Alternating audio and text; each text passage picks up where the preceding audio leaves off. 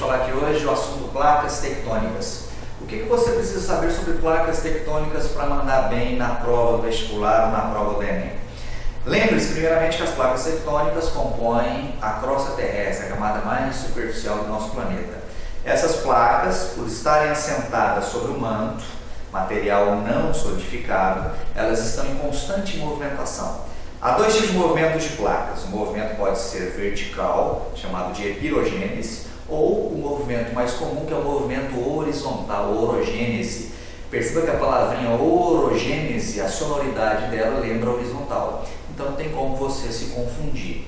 Esse movimento horizontal, a orogênese, se dá de três maneiras diferentes. A primeira delas, movimento convergente, que também pode ser chamado de movimento destrutivo de placas. As placas se chocam e a placa mais densa mergulha por debaixo da placa menos densa. É o que ocorre, por exemplo, na costa oeste da América do Sul.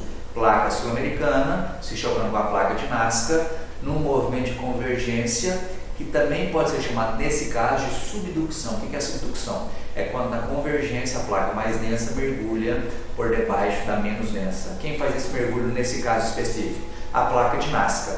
Por que esse movimento convergente é chamado de destrutivo? Porque a placa de Nazca está sendo consumida. O que era rocha vira magma novamente por conta das elevadas temperaturas do manto. Consequências dessa convergência. Pode haver a formação de montanhas, como a Cordilheira dos Andes se forma exatamente assim. Terremotos, também chamados de abalos sísmicos, e vulcanismos, principais consequências.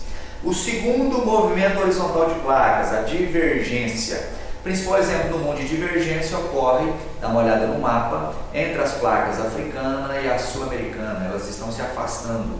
O que se abre entre elas quando essas placas se afastam? Uma fenda. Por essa fenda vai acontecer o quê? O extravasamento, a subida do magma. Esse magma, à medida que ele extravasa, ele derrama, resfria, solidifica. Sobe, derrama, resfria, solidifica. Isso tudo no fundo do mar. À medida que ele vai se solidificando, isso tem ocorrido nos últimos milhares de anos. Esse magma solidificado vira rocha e, por consequência, forma de sul a norte no Oceano Atlântico uma cordilheira, uma montanha no fundo do mar, que é chamada aí pelos livros de dorsal mesoatlântica ou dorsal mesoceânica. As consequências, além da dorsal, são vulcanismo no fundo do mar, exatamente isso. Você talvez deve estar se perguntando, mas é isso mesmo. Vulcão no fundo do mar, vulcanismo no fundo do mar. Além de vulcões, além da formação da dorsal, frequentemente abalos sísmicos. Esses maremotos que podem acontecer, podem também produzir tsunamis. Não são frequentes, mas é algo tecnicamente possível de acontecer. E o terceiro movimento horizontal, o movimento transformante, que é quando as placas deslizam uma ao lado da outra. No mundo, o principal exemplo fica na costa oeste da América do Sul, dá uma olhada no mapa. Placa norte-americana deslizando ao lado da placa do Pacífico. Esse movimento de deslizamento, chamado de movimento transformante, é como se uma placa estivesse dando uma roçadinha na outra. Perceba que as placas nem se chocam nem se afastam, elas deslizam. Principal consequência disso, formação das falhas tectônicas. Nesse caso específico, forma-se a tão famosa falha de Santo André, ou como os californianos falam, falha de San Andreas.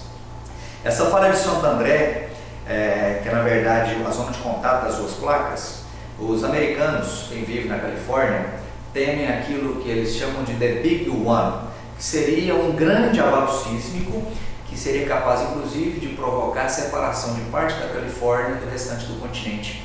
Essa separação faria com que a Califórnia, ou parte dela, tornasse-se uma ilha. Isso também é possível de acontecer. Logicamente que deveria ser um abalo sísmico, uma movimentação muito intensa das placas para provocar essa separação. A cidade de São Francisco, uma das principais da Califórnia, ela está exatamente sobre essa zona de contato das placas, sobre a falha. É uma cidade então altamente suscetível a abalos sísmicos de grande magnitude. Se um dia você que ainda não teve a oportunidade de visitar São Francisco, como eu também ainda não tive, é importante que quando você for lá, faça uma oração antes, viu? Faz uma oração, porque pode acontecer de quando você estiver visitando a cidade, algo de terrível acontecer. Isso é possível, viu? Não estou querendo causar pânico nem medo, mas é algo perfeitamente possível. Afinal de contas, o homem ainda não foi dada a capacidade de prever ou mesmo de controlar essas movimentações de placas tectônicas. A cidade de São Francisco é uma das inúmeras cidades mundo afora que são altamente suscetíveis a esses tremores. Tá beleza, pessoal? Antes de encerrarmos a ideia aqui, lembre-se então, o movimento convergente, é importante você associar convergência com destruição de placas. Lembre-se, a placa de Nazca ela está sendo consumida, destruída. Já o movimento divergente, você pode associar a palavrinha divergente com o processo de construção de placas, movimento divergente ou construtivo. Já o movimento transformante, aquele deslizamento de placas, quando uma placa roça na outra aqui, pode ser chamado de movimento conservativo, porque as placas nem estão sendo destruídas, nem estão sendo construídas. Ok? Então é isso aí, galera. Espero que você tenha gostado também desse vídeo.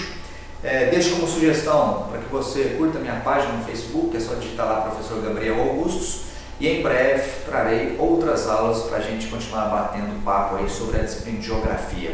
Valeu, meu povo! Te desejo um excelente estudo e nos vemos na próxima videoaula. Grande abraço e até lá!